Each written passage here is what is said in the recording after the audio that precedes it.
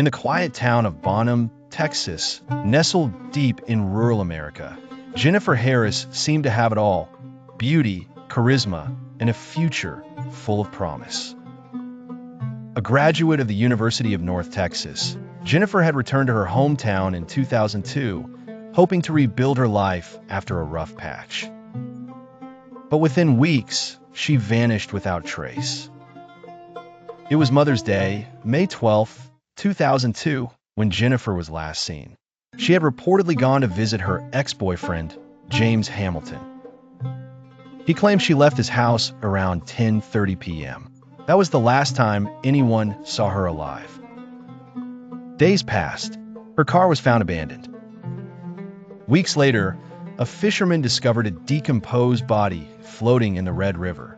It was Jennifer. Small towns often hide big secrets. The investigation that followed revealed a web of lies, affairs, and suspicion.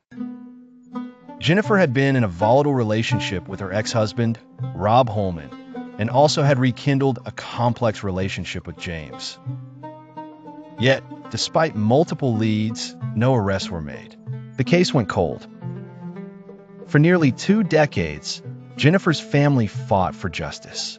They appeared on TV shows, spoke to podcasters, and pleaded with law enforcement. Finally, in 2020, new DNA technology and a fresh look at the case reopened the investigation. In 2022, 20 years after Jennifer's murder, James Hamilton was arrested and charged with her murder. The story gripped America not just because of the crime, but because of what it revealed: how trust is often broken by those closest to us, and how justice delayed is still justice, if someone keeps fighting for it. The power of resilience showed that hope truly never fades if you continue to believe and persevere in the pursuit of truth.